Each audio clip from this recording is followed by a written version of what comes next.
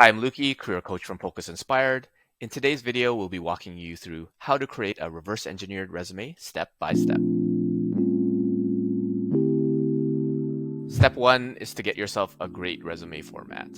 Now, you can start with a template. There are many of them out there. You can go to something like Google Docs. So if you just open up the Google Docs window and you put in the template gallery here, you can look for and scroll down to the resume section. So there'll be a whole bunch of different resumes that are available to you, and you can pick any one of them. You can also go into Microsoft Word. You can create a new document and click on more templates over here, and then just type in resume, or you can click on the link over here, and it'll give you a link to all sorts of different resumes that are available.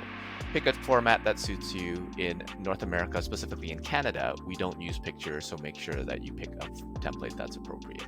Alternatively, you could use a resume builder, so something like Cultivated Culture. You input the information there, and you can choose different templates from the catalog. Alternatively, you can use something like Flow CV, where you can enter the content in once, and then you can choose a different template and customize whether it's a 2-column or 1-column, and you can have different formats based on the content that you just entered. Now, if you're spending more than about an hour choosing your template, then you're probably spending too much time on the wrong thing. So just pick one and get started, and then move on to the content of the template. Another option is if you want a very simple, straightforward resume, then you can grab one from Focus Inspired and download one of our templates here. Now, step two is to reverse engineer your resume. And that starts with having a job description that you are applying for. So you can go to something like Indeed and search for the role that you want. So let's say junior developer, and pick one that comes up. You can also go to something like LinkedIn and get a similar job description. So you can pick one that suits your taste. So let's say this junior developer one, and grab it for the content that you're going to put into your resume. So the easiest way to reverse engineer your job posting is to have a starter resume template, which basically has all of your administrative sections, but the bullet points blanked out here. So you can put your education, your projects, work experience, whatever it is, and then you go down to the job description, find the key accountabilities, the responsibilities, the requirements, or whatever, and start putting that into your resume. So what you'll want to do is literally copy and then paste the information and then paraphrase it. So you don't want to use exactly the same thing. You can do coded software for enterprise clients, something like that. And then again, copy, worked with architects and software developers to define and document solutions, right? The idea is to paraphrase, not plagiarize the content. And what you want to do is work through every single one of these requirements and make sure that it appears somewhere on your resume.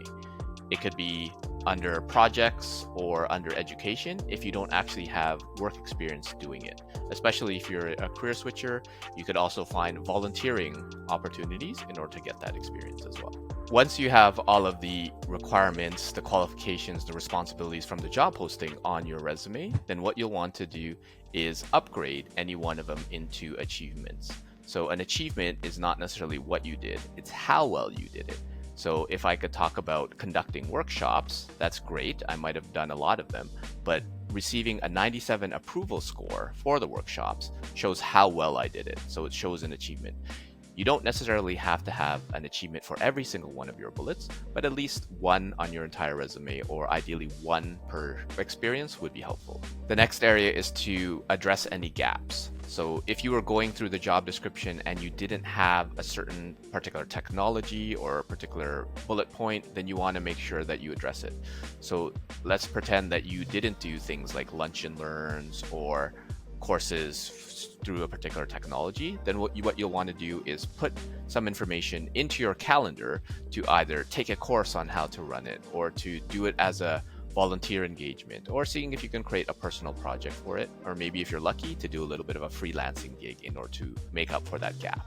And then the last and final step is to check your resume. So you'll want to send your resume to at least 2 people who are great at English communication, particularly stringent on grammar rules, and make sure they read your resume so you can take a look at any specific like underlines or any little notes that Grammarly or Microsoft Word or whatever editor provides you, and making sure that they are appropriate.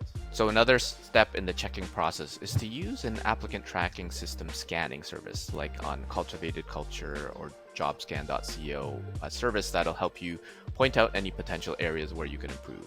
And all you need to do is simply go in and upload a resume. You would cut and paste the name of the title, the industry, and then you would grab the job description, and then you would run the scan. And then what you want to do is take a look at the results. So 64%, not the greatest score, but could be improved. So you want to scroll down on what areas you want to improve. It'll give you suggestions on things like best practices, hard skills match, soft skills match. And it's not that you have to do everything that's in there. You just want to notice what it is and where it's relevant for you. So it looks like that for the ATS best practices, there's a lot of check marks. There is something missing for the title, but I didn't actually have that title, so I'm okay with not having that. It'll have hard skills, so a couple of missing ones where it has more in the job description and less on the actual resume, so you can add a couple more references there. And then soft skills as well, you can take a look at it. And the point is not to follow the guidance exactly, but for you to be comfortable in terms of, oh, do I really need to have that included on my resume? So that's a quick step-by-step guide on how to create a reverse engineered resume. 1, start with a template.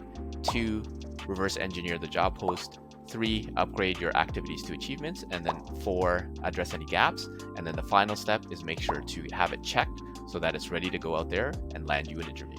This video was brought to you by me and stuff I wish I knew earlier. Advice I'd give to my younger self. Get it on Amazon and other online retailers in ebook or print format. Link in the description below. Thanks for watching today's video. If you found this useful, hit the like button. Let me know if you have any questions or what you're struggling with in your job search or career, and feel free to connect with me on LinkedIn. Don't forget to subscribe for more tips on jobs, careers, and life, and YouTube recommends that you check out these videos next.